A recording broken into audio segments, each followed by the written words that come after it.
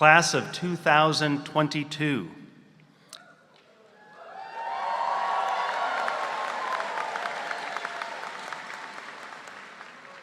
Amen. I have to tell you what this event and what all of you mean to me.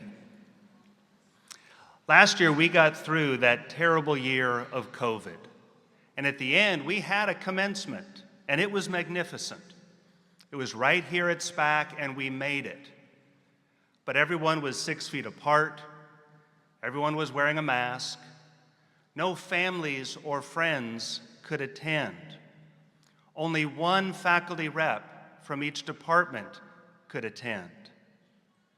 So like so much of last year, we made the most of it. We were thankful for what we could do. And man, did we look forward to better days. This year, of course, has been so much better in terms of COVID. But let's just say it, not as better as we might have hoped. This pandemic is stubborn, and it continues to teach us. But look at what we've accomplished. All of our classes in person, the full academic experience, from labs to business competitions to art exhibitions to dance performances to athletic competition to study abroad, we've been able to do it all.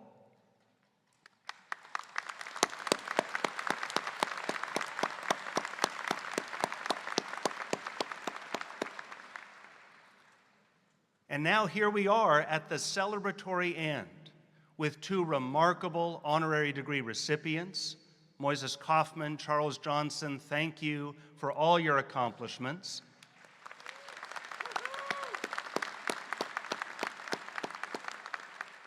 And thank you for soon sharing your words of inspiration with us today.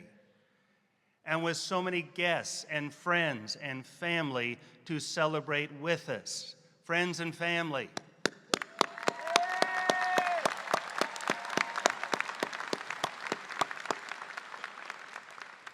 Celebrating together is what really makes celebrations meaningful.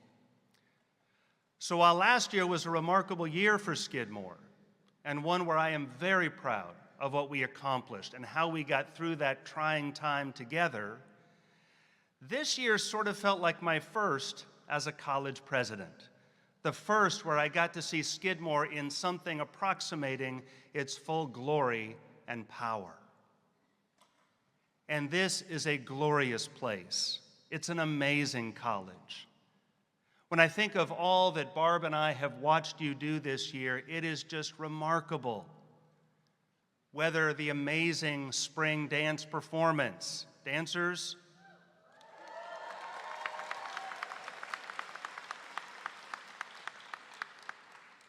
or the Fryrick Business Competition, or the music concerts in Zankel,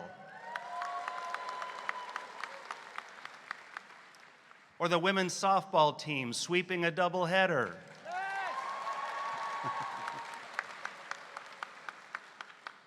or Hedatron in the Bernard Theater. I'm still trying to figure out what exactly that play means. Or great events like the panel on the invasion of Ukraine in Wyckoff Center. Student-curated shows at the magnificent Tang.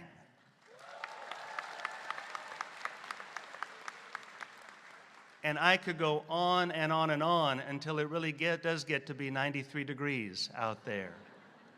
Honestly, I don't know of any other liberal arts college where the students do so much and do it all so well. So who are you, Skidmore class of 2022?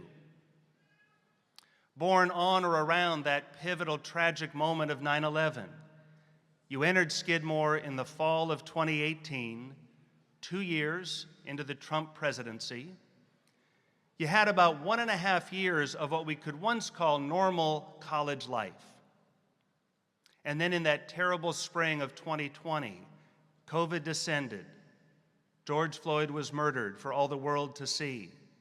and it seemed like our world changed forever. You've been living in the immediate wake of world historical events. We are still trying to make sense of this time, and history will be interpreting and judging us for decades to come.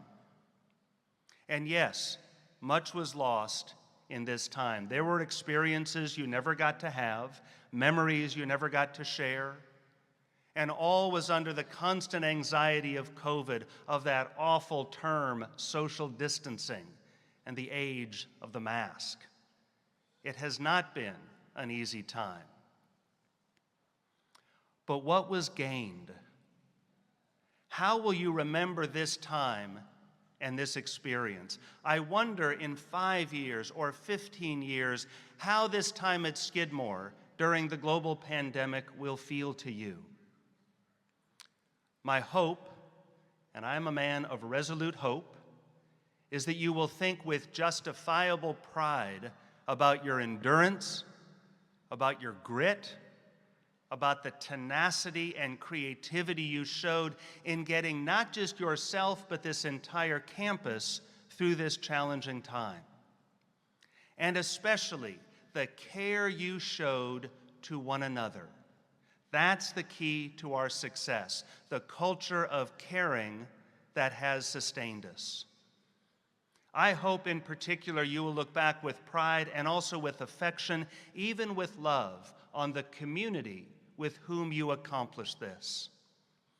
COVID challenged nothing more than the concept of community. All those mitigations of masking and distancing and spreading out push against the things we try to do when we come together. Yet I hazard to say that not only did our community survive this challenge, but we emerged even more united as a community. For some, more reflective, for others, more patient, for others, more resolute. Whatever each of you has gained, I urge you to hold on to the remarkable and memorable community that has sustained us. Now, these values I've listed, endurance, grit, creativity, kindness, community, to me, these are the touchstones of a life well lived. These are the values that are most central to success in life, however that is defined. Success in work and careers, of course, but also success in love and marriage, success in rearing children, success in being part of a sustaining and loving community. That's the real goal, isn't it? Of what the ancient philosophers called the life well lived. And isn't it interesting that these are the values, goodness, almost the very motto of your college? Creative thought matters, a community of trust. This is what we believe, this is what we teach, and this is what you as a class embody. Yesterday, we held the naming ceremonies for the Billy Tisch Center for Integrated Sciences and Wyckoff Center. Think of what these two buildings represent for our campus. One, the place where all the scientific disciplines come together in an integrated teaching enterprise, a model for how science works in the 21st century. And Wyckoff Center, at the very heart of campus, a space dedicated to holding and supporting the courageous conversations about every tough and complex issue that our world faces today and will face in the future, from racial justice to international conflict to how we sustain ourselves in the pains and pressures of this rapidly changing world. These are more than just buildings. These are concepts of teaching and learning given material form. And these spaces are important for one reason and one reason only, because this is where our people live and work and study and learn and share. And this is also part of your legacy. These defining Skidmore spaces were completed in 2022 during the very span of your time at Skidmore. This is part of the gift to Skidmore that you all represent. That is how I think about you, about the class of 22. You have been a gift to Skidmore, and if I may be so bold, you have been a gift to me.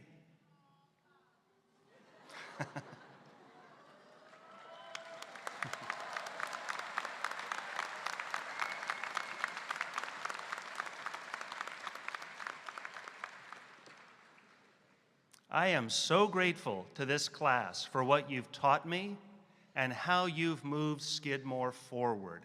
And that's a crucial point for me to make about you. You are leaving our college even better than you found it. That is remarkable given the time that we've all been through. I see that every day and have seen it all year long. You should hear how our staff speak about you.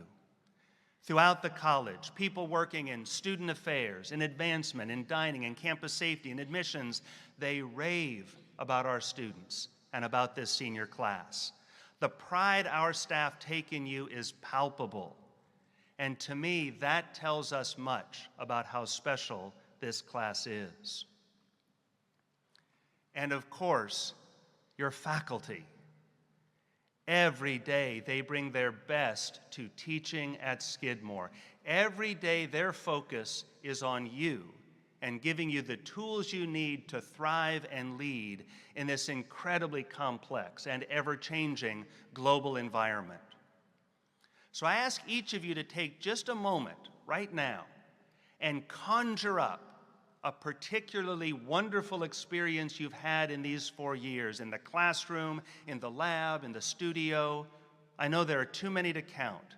Conjure one up right now, and I want you to send that visual thought right now to your faculty and join me in applauding all they have done in this incredibly challenging time to give you the world-class teaching you expect at Skidmore College.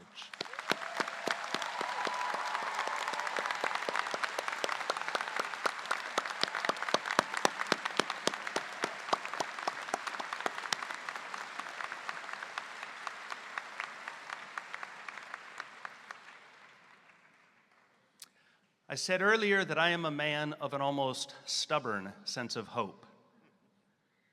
And hope is not born of judgment. I do find that as I grow older, I tend to pray more and judge less. And to escape the narrow confines of my own ego, to seek our understanding of the amazing people all around me. I think often of the beautiful prayer to St. Francis, that patron of all living things, who says, "Grant that I may not so much seek to be understood as to understand." I hope that is part of what your Skidmore education has given you. We live in an age where understanding is devalued and judgment, especially condemnation, is all the rage. I have found in my 56 years that judgment comes very cheap, but understanding is the pearl of great price.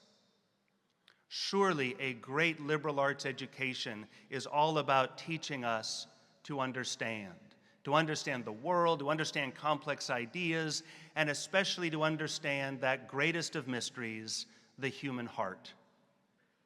There, in what Yeats calls the deep heart's core, we come the closest to that mysterious state we seek, the state of joy and the state of love.